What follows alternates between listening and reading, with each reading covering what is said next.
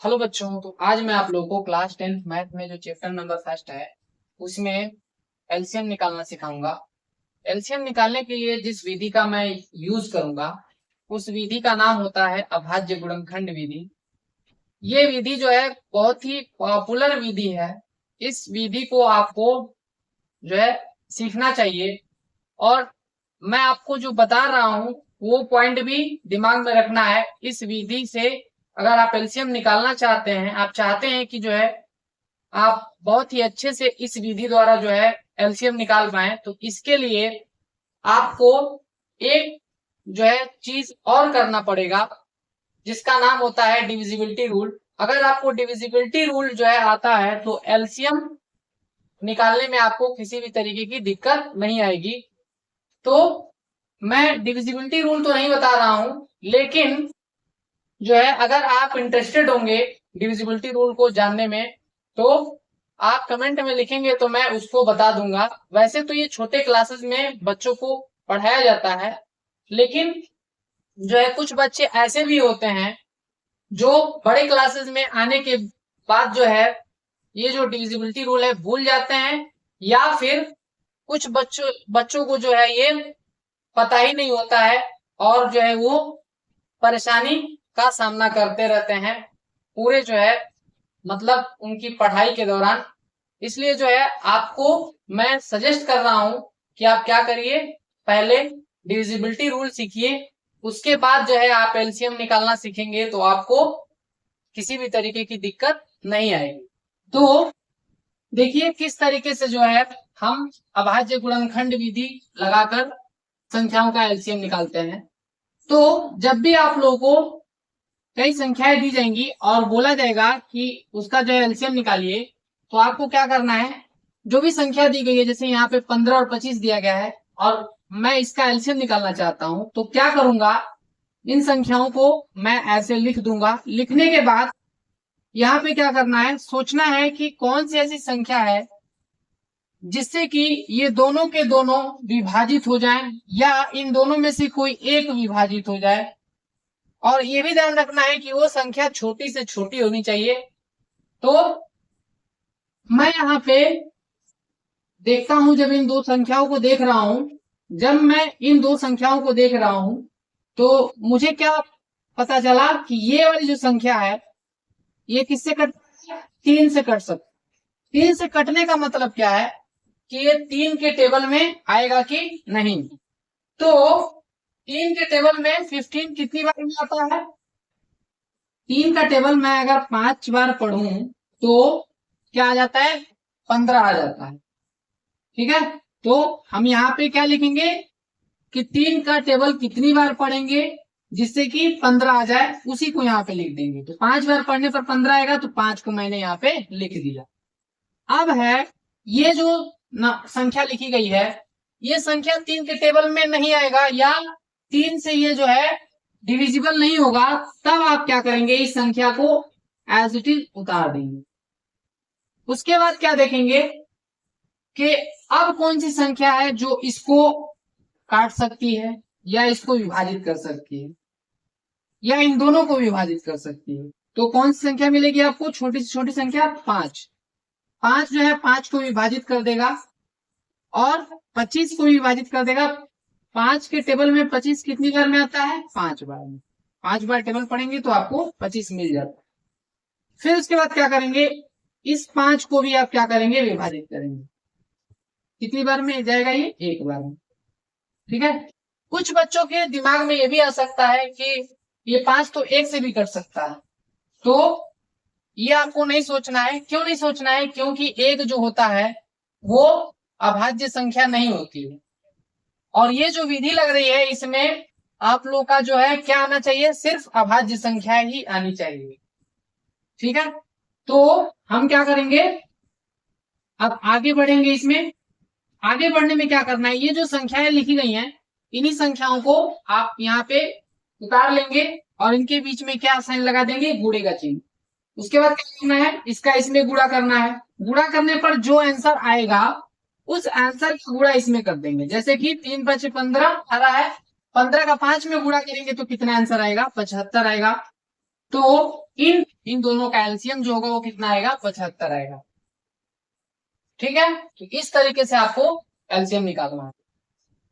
अब मैं दूसरे एग्जाम्पल को लेता हूं और इसको भी मैं सॉल्व करके दिखाता हूं इसी तरीके से। ये तरीका अच्छे से समझ में आ जाए इसीलिए मैंने ये 4 एग्जाम्पल लिया। ठीक है, ताकि आप लोगों को किसी भी तरीके का डाउट न रहे।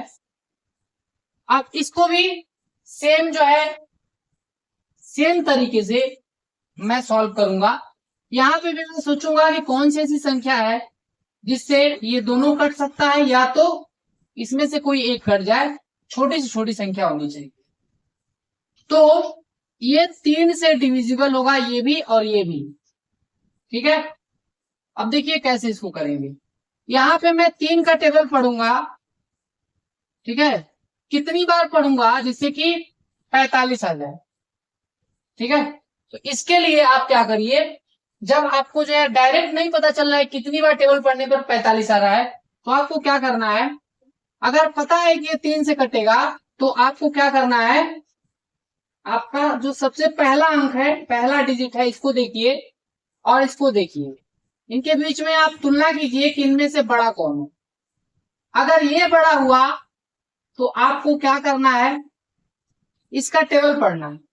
कितनी बार टेबल पढ़ेंगे यार, कितनी बार टेबल पढ़ेंगे कि ये आ जाए या इससे कम। कितनी बार टेबल पढ़ने पर आएगा, एक बार में अगर 3 का टेबल पढ़ता हूं तो 3 आएगा, जो कि 4 से कम है।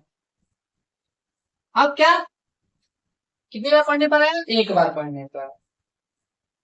ठीक है, एक बार पढ़ने पर क्या आएगा, 3 आएगा। तो 3 जो है क्या करेंगे, 4 में से माइनस करेंगे, 4 में से 3 को माइनस करेंगे तो कितना होगा, 1 बचेगा। उस 1 को क्या करेंगे, इसमें हासिल दे देंगे। जब हासिल देंगे तो ये कितना हो जाएगा, 15 हो जाएगा। ये नहीं कि इसमें जोड़ेंगे तो 6, नहीं 6 नहीं होगा, 15 आगे रखा जाएगा उसको। अब 3 का टेबल में कितनी बार पढ़ूं कि 15 आ जाए, तो क्या आंसर होगा आपका, 5 बार पढ़ने। तो यहाँ पे ये कितनी बार में कट जाएगा, जो है 3 से 15 बार में। अब कॉमा लगाएंगे, अब इसको भी वैसे ही करेंगे। 3 का टेबल में कितनी बार पढ़ूं कि 7 आ जाए या इससे कम होना चाहिए। तो 3 का टेबल में 2 बार पढ़ूंगा तो 6 आएगा। 6 को मैं क्या करूंगा, 7 में से माइनस करूंगा, 1 आएगा।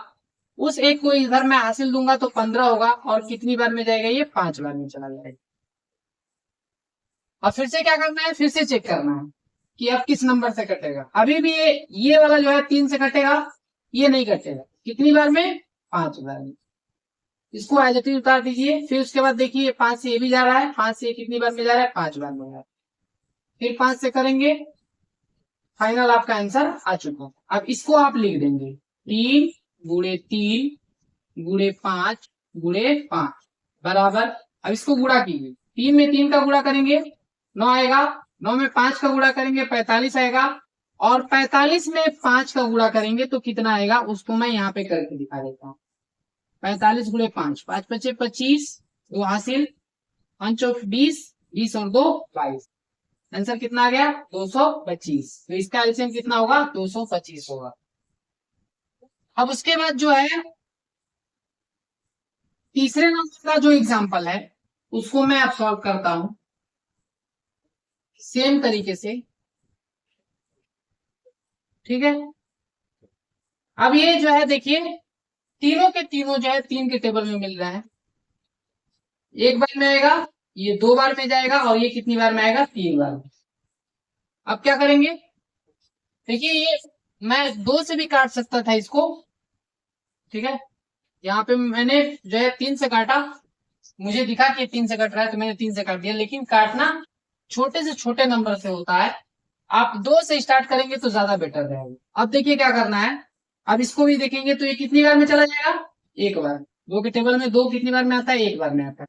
फिर इस 3 को एज इट इज उतार देंगे। फिर उसके बाद क्या करेंगे, 3 से ये 1 बार में ऐसे कट जाएगा। उसके बाद क्या लिखेंगे, 3 गुणे 2 गुणे 3 बराबर। अब क्या करेंगे, 3 दुना के 6, और 6 का 3 में गुणा करेंगे, कितना आंसर आ गया, 18। तो ये आपका आंसर हो। चौथे नंबर के क्वेश्चन को भी करते हैं। चौथे नंबर के क्वेश्चन में भी क्या करना है, आपको सेम तरीका अप्लाई करना है। कौन सी संख्या है जिसके टेबल में तीनों में से कोई एक आ रहा हो और वो संख्या छोटी छोटी होनी चाहिए? क्या 2 के पहाड़े में इनमें से कुछ देखने को मिलता है? तो आपका आंसर होगा नहीं।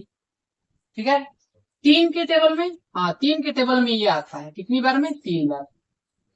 ठीक है, इसको उतार देंगे। फिर 3 के टेबल में ये एक बार में, इसको ऐसे ही लिख देंगे और इसको भी ऐसे ही। फिर 5 के टेबल में ये आएगा एक बार में, इसको ऐसे ही उतारेंगे, इसको ऐसे ही लिखेंगे। फिर 7 के टेबल में हट गया। अब इसका क्या करेंगे? गुणा कर देंगे।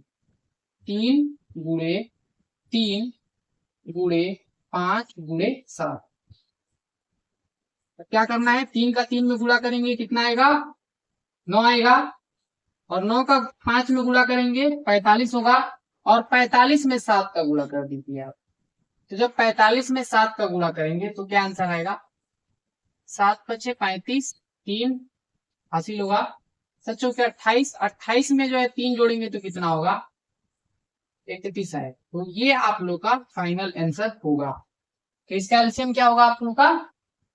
315। तो मुझे उम्मीद है कि ये तरीका आपको समझ में आया होगा।